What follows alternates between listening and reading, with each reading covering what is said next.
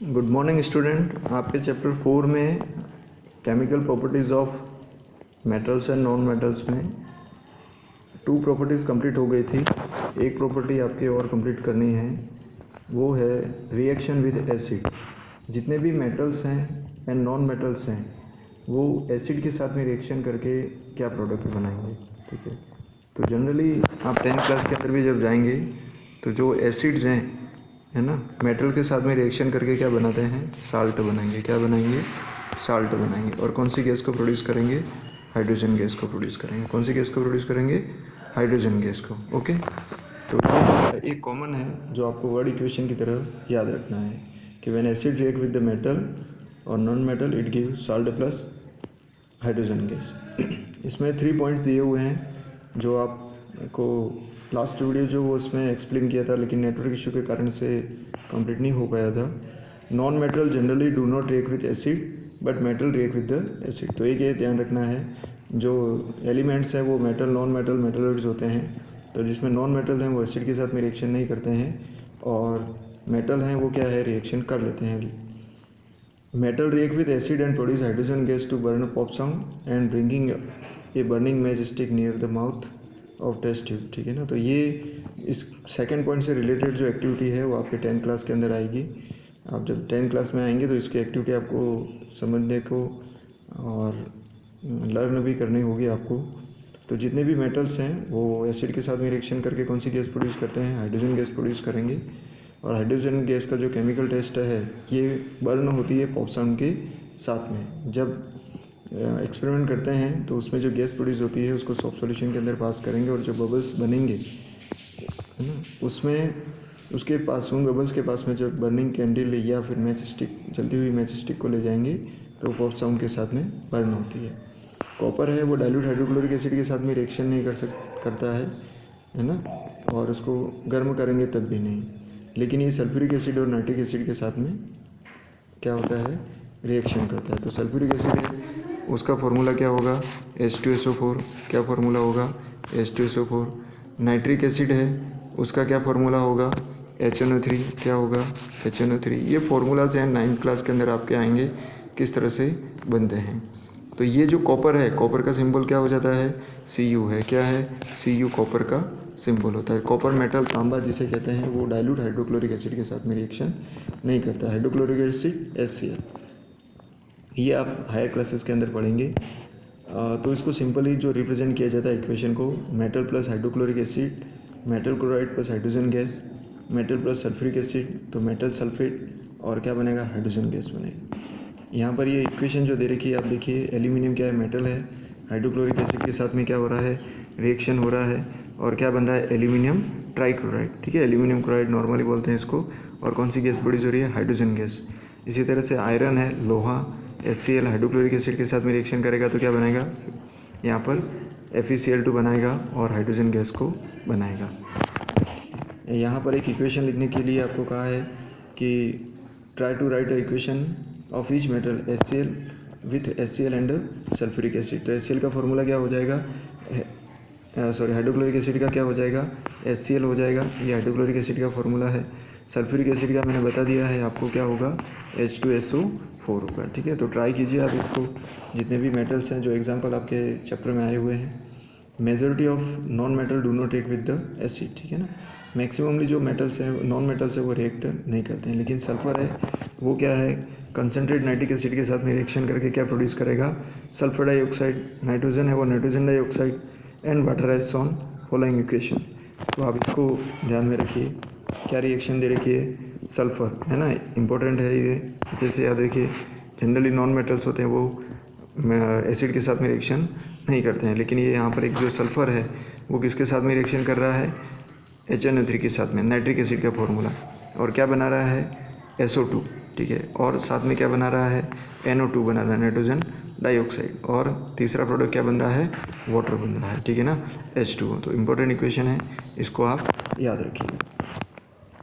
Next आपके जो syllabus के अकॉर्डिंग, लास्ट सेशन में जो सिलेबस था उसके अकॉर्डिंग इस चैप्टर में आपके use of metal and non metal है ना।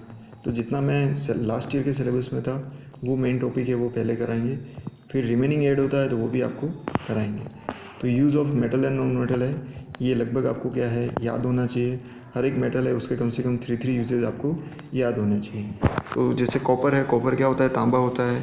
ये जितने भी इलेक्ट्रिक वायर्स हैं उसके अंदर आपने देखा होगा कि घर के अंदर जो इलेक्ट्रिसिटी को है ना सप्लाई होके आ रही है और अंदर कनेक्शन जितना भी हो रहा है वो किसके थ्रू हो रहा है, वायरिंग जो हो रही है वो इलेक्ट्रिकल वायर है, उसके अंदर कौन सा यूज़ करते हैं, कॉपर। क्या यूज़ होगा, कॉपर मेटल का यूज़ होता है। इलेक्ट्रोप्लेटिंग का है ना, इलेक्ट्रोप्लेटिंग क्या है, प्रोसेस है मेटल, एक मेटल प्योर मेटल है उसकी इम्प्योर सब्सटेंस पे लेयर को कोटिंग करने का इलेक्ट्रोप्लेटिंग कहलाता है। It is used in electronic industries. इसके अलावा जो एलॉयज़ हैं, एलॉयज़ क्या होते हैं, मेटल, एक मेटल होगा दूसरा मेटल या नॉन मेटल होगा, उसका जो एक प्रोपोर्शन के अंदर मिक्सड होगा रेशो के अकॉर्डिंग, उसको अपन क्या कहते हैं, एलॉय कहते हैं। आपके टॉपिक में नहीं है फिर भी मैं आपको बता दूंगा। और ये याद रखना, एलॉय के एग्जांपल ब्रॉन्ज है, ब्रास है और जर्मन सिल्वर है। इसके अलावा यूटेंसिल बनाने के लिए काम आता ही है, आपने देखे ही होंगे तांबे के बर्तन, कॉपर के, है ना, पूजा करते तो उसका जो लोटा बना होता है वो तांबे का बना होता है। इसके अलावा दूसरे यूटेंसिल भी होते हैं। नॉन स्टिकी का जो बॉटम होता है उसमें कॉपर क्या है, बॉटम के अंदर उसको लगाया जाता है तो वो गुड कंडक्टर ऑफ हीट हो जाएगा इसलिए। इसके बाद में आयरन जो है वो कास्टिंग वर्ड मोल्डिंग वर्ग, कास्टिंग का मतलब क्या हो गया, मोल्डिंग, क्या हो गया, मोल्डिंग, है ना। आपने देखा होगा कि आयरन की बहुत सारी चीज़ें क्या है बनाई जाती है। इसके अलावा making sink, bathtub, pipes, iron nail, chain gate, radiator pipes, agriculture implement, different type of जो टूल्स एंड इक्विपमेंट्स है उसके अंदर आयरन का यूज़ किया जाता है। इसके अलावा रेलवे ब्रिज का कंस्ट्रक्शन करने के लिए, है ना, आरसीसी वर्क हो रहा है, उसमें जो रोड्स यूज़ होती है, सरिये जिसे कहते हैं, वो लोहे के बने होते हैं। बहुत सारी चीज़ें आयरन की बनी हुई होती हैं, मशीन के पार्ट हैं। स्टेनलेस स्टील ये इंपॉर्टेंट है ना, एक तरह का इसके अंदर 2-3 चीज़ें क्या है मिक्स करके इसको बनाया जाता है, जिससे इजीली ये क्या है रस्ट नहीं होता है। जितने भी अपन जो खाने के लिए जो प्लेट्स यूज़ कर रहे हैं मेटल की, वो स्टेनलेस स्टील की बनी हुई होती है, स्पून भी होता है, एक्सेट्रा। एल्यूमिनियम, तो इस एल्यूमिनियम फॉइल आपने सुना है, ये है ना चपाती पैक करने के लिए जो यूज़ एल्यूमिनियम फॉइल मार्केट से यूज़ कर रहे हैं, या फूड मटेरियल को पैकिंग करने के लिए, ये यूटेंसिल बनाने के लिए पैकिंग फॉइल, शिप्स बनाने के लिए, इलेक्ट्रिक वायर में भी इसका यूज़ होता है, केबल, है ना, जो केबल आती है जैसे टीवी की केबल आती है, इस तरह से डिफरेंट टाइप ऑफ की जो केबल्स आती हैं उसके अंदर इसका यूज़ किया जाता है। जो एल्यूमिनियम है उसका मेनली जो इलेक्ट्रिक पोल जो है उसके ऊपर जो वायर लगे होते हैं, है ना, उसके वहाँ पर इसका यूज़ किया जाएगा। और रिड्यूसिंग एजेंट के अंदर भी इसका यूज़ किया जाता है। ठीक है, चलो, तो ये एल्यूमिनियम का हो गया। इसके बाद में आयरन भी हो गया। गोल्ड एंड सिल्वर ये तो कॉमन है, ज्वेलरी के अंदर इसका यूज़ होता है, जितने भी ऑर्नामेंट्स बन रहे हैं उसके अंदर। इसके अलावा कॉइन्स बनाने में भी इसका यूज़ होता है, सोने चांदी के सिक्के बनाए जाते हैं, या कॉइन जो दूसरा बनाते हैं, है ना, नॉर्मल कॉइन, उसके अंदर सिल्वर का यूज़ किया जाता है।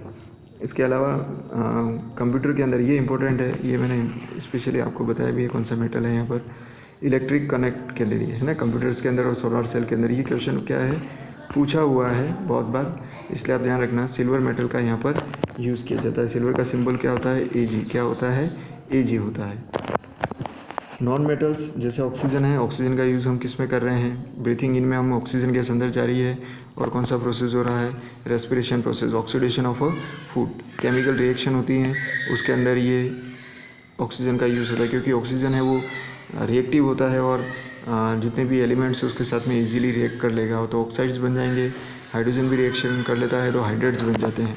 इसी के बेस पे क्या है, एलिमेंट्स का क्लासिफिकेशन भी है। ठीक है, it is used to provide artificial respiration in the hospital. ठीक है ना, अभी कोरोना डिजीज हुई थी तो ऑक्सीजन सिलेंडर्स अवेलेबल थे, तो वो आर्टिफिशियल वहाँ पर क्या है ऑक्सीजन अवेलेबल करवाई जा रही थी, तो वहाँ पर भी इसका यूज़ होता है। इसके अलावा आप देखिए कौन से मेटल्स हैं, नॉन मेटल, नाइट्रोजन। ठीक है, नाइट्रोजन जो है वो प्रोटीन बनाने के लिए ज़रूरी होता है, तो प्लांट्स में इसका यूज़ होता है। ह्यूमन बीइंग के अंदर भी इसका यूज़ होगा, एनिमल के अंदर भी इसका यूज़ होगा। जो अपन फूड मटेरियल खा रहे हैं नाइट्रोजनस, नाइट्रोजन जिसके अंदर है, या अमीनो एसिड इस तरह का, तो वो काम आ जाएगा। मेनली प्लांट्स पार्ट को अपन ईट कर रहे हैं तो वहाँ पर नाइट्रोजन का यूज़ होगा, तो इनडायरेक्टली वो अपने बॉडी के अंदर एंटर हो जाएगा। तो यहाँ पर प्लांट जो होते हैं वो मैंने ये अंडरलाइन कर भी रखा है, आप ध्यान रखिएगा, नाइट्रेट्स एंड नाइट्रेट्स की फॉर्म में। ठीक है, NO2 और वहाँ पर NO3 और NO2 के फॉर्म में क्या है ये यूज़ होता है। इसके अलावा फर्टिलाइजर्स बनाने में इसका यूज़ होगा। क्लोरीन गैस वाटर को प्यूरीफाई करने में इसका यूज़ होगा, जो जर्म्स को किल कर देगी। ब्लीचिंग एजेंट, है ना, 10th क्लास के अंदर आओगे ब्लीचिंग पाउडर की कंप्लीट रिएक्शन आएगी। ब्लीचिंग एजेंट जो ब्लीच करते हैं, है ना। ब्लीच का मतलब जो दाग वगैरह है उसको हटाने के लिए इसका यूज़ होता है। CaOCl2 इसका फॉर्मूला होता है। और जब ये वाटर के अंदर ऐड किया जाता है तो क्लोरीन गैस प्रोड्यूस होती है जो जर्म्स को किल कर देती है, इसलिए प्योरीफाइंग ऑफ वाटर के अंदर भी इसका यूज़ होता है। ग्रेफा मतलब राइटिंग के अंदर लिखने के लिए पेंसिल जो होती है उसमें ग्रेफाइट होता है, और उसको लीड इसलिए कहा जाता है कि पहले इसको पीबी माना जाता था, और इलेक्ट्रिकल इंडस्ट्रीज़ के अंदर इसका इलेक्ट्रोड की फॉर्म में यूज़ किया जाता है। एलॉय एक्चुअल में आपके सिलेबस के अंदर नहीं है, फिर भी एलॉय क्या होता है टर्म आया हुआ है तो मैं बता देता हूँ और एक्सप्लेन कर देते हैं इसको। इसकी डेफिनेशन भी आप याद कर लीजिएगा। Alloy are homogeneous metal solution composed of 2 और more elements. One of the element in alloy is essential metal. तो ये कंडीशन है कि एलॉय जब बन रहा है तो एक क्या होना चाहिए, एलिमेंट मेटल होना चाहिए, फिर दूसरा चाहे मेटल हो या नॉन मेटल हो, और उनका क्या है एक फिक्स्ड प्रोपोर्शन होता है कि मेटल कितना होगा नॉन मेटल कितना होगा। एग्जाम्पल पहले आ चुके हैं, ब्रास है, ब्रॉन्ज है, इसके बाद में जो जर्मन सिल्वर है वो।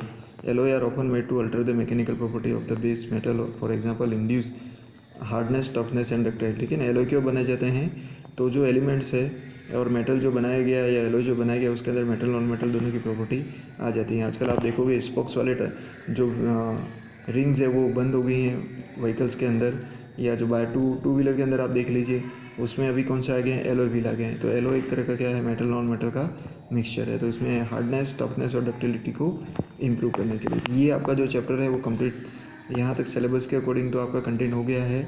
और ये आपके जो अभी यूनिट टेस्ट होंगे लास्ट वीक में 28, 29, 30 उसके अंदर ये चैप्टर इन्वॉल्व होगा।